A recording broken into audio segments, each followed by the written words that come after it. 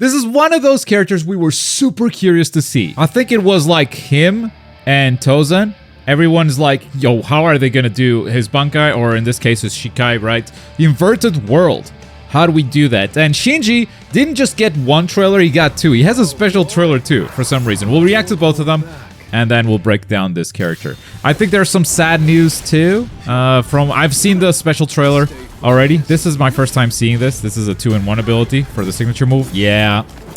This made me sad, bro. Hiyori kind of getting deconfirmed there. She's getting demoted like Nemu into like moveset status and not character status.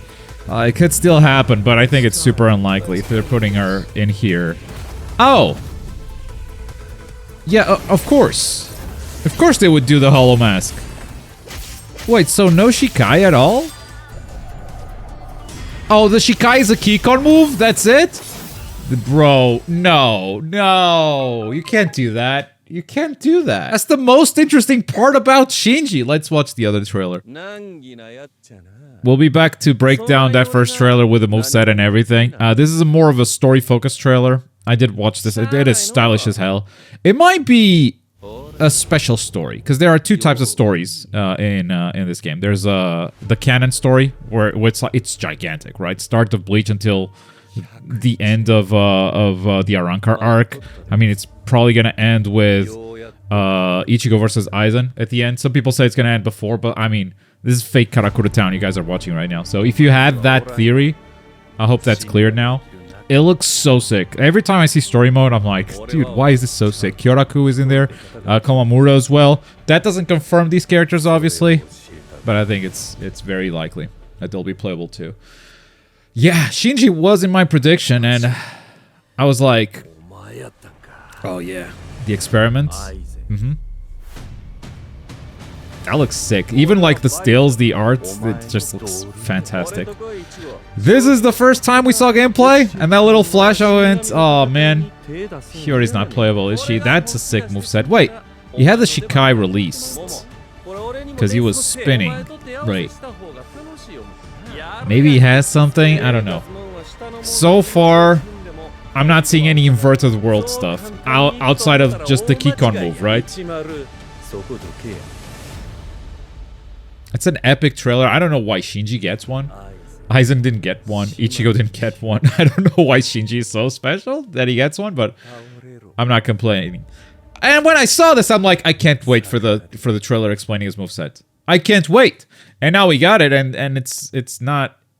It doesn't have it. Let's break down the trailer and see what he does have. First, we have the signature move, Such Fun, That's Not It. For Such Fun, Hirako strides forward, casually spinning his Zanpakuto in hand. When struck by an attack, excluding a breaker, he swiftly counters with a precise slash. However, if no attack connects, he is left exposed, creating a significant opening for his opponent. So it's a counter move that he has for free, pretty much. Just walks forward, and if you attack, he's gonna hit you. But he also has a variant, which happens if Sakanade is in its enhanced state. The enhanced state just looks like the Shikai, so hey. Maybe inverted world is here. Activated by pressing forward and signature move, Hirako rotates his Zanpakuto while advancing. If successful, he slips behind the opponent for a following attack. So it seems like the same move, but it doesn't have the downsides of the first move. Also, it's not a counter at all. It just does an attack. Okay. Alright, signature move changes depending on the state of his Zanpakuto. Got it. It's your turn for the first spiritual pressure move. Summon Hiyori and make her attack the opponent continuously. Hiyori will leave the fight when she gets any kind of attack judgment. What does that mean? The animation just shows Shinji summoning Hiyori. I don't love the animation on Shinji there. Makes it look like he can't move while Hiyori is on stage. But we've seen that's not the case in the special trailer, in the little snippet. But also, Hiyori will leave the fight if she gets any kind of attack judgment. I think that means that if she lands an attack, she will just leave any kind of attack. But that also implies that there's a way to keep her on stage. I'm curious.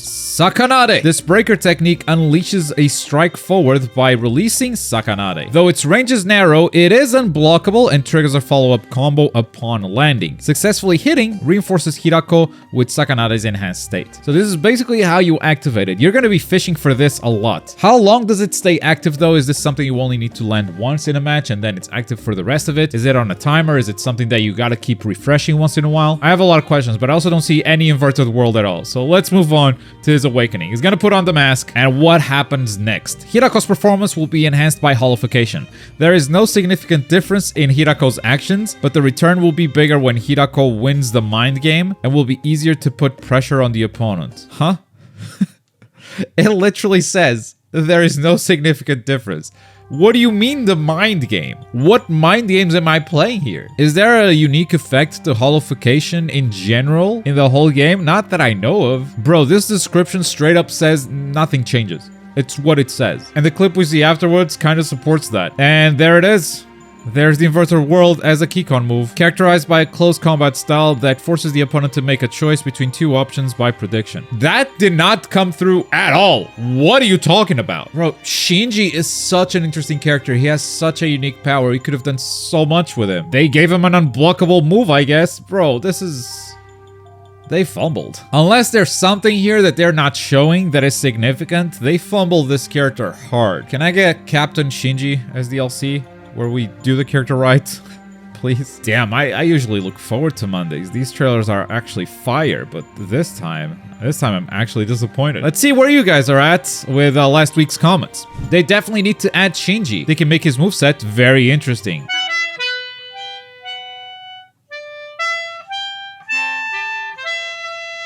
Yeah. Yamamoto very much reminds me of Nago Ryuki, with the Inferno Gauge being somewhat similar to the Nago's Blood Gauge. Bro, as soon as I stopped recording, I thought this, and I was so mad I didn't include it in the video. That's literally the Nago Ryuki Blood Gauge. Special moves fill it up, normal attacks deplete it. If it reaches the maximum, he blows up and his health starts depleting.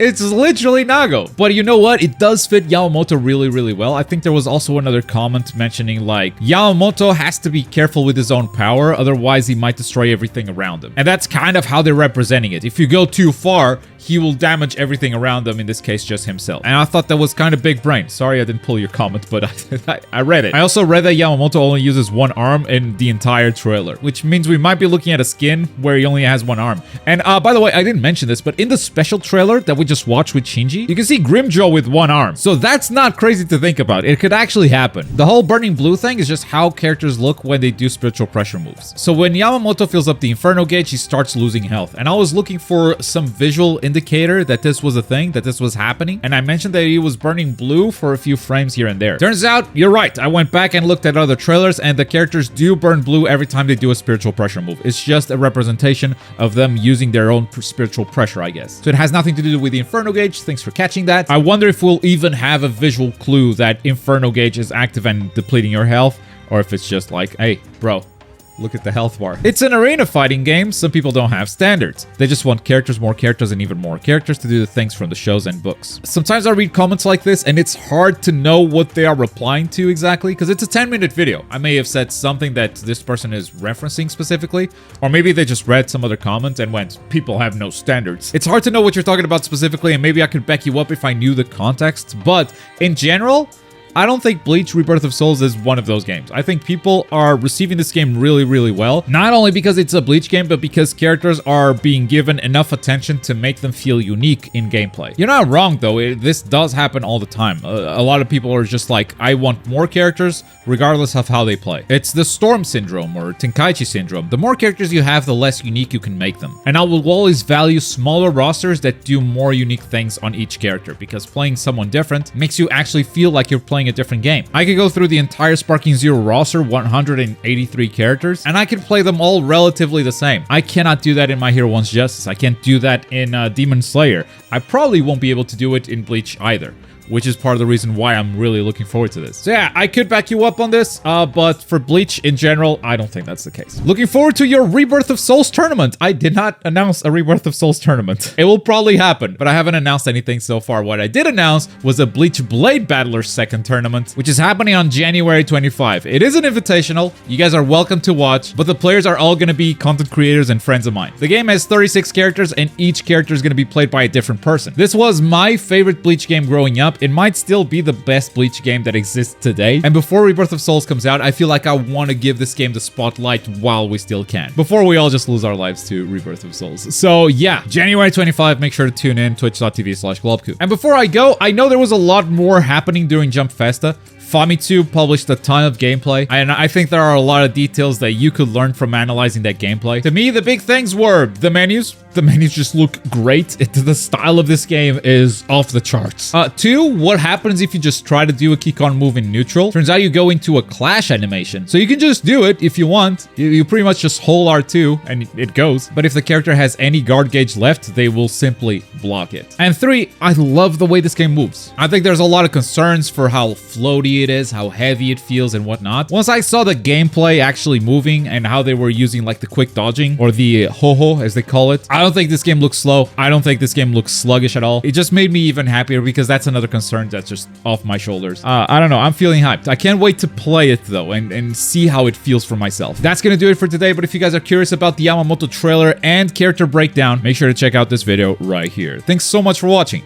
Bye.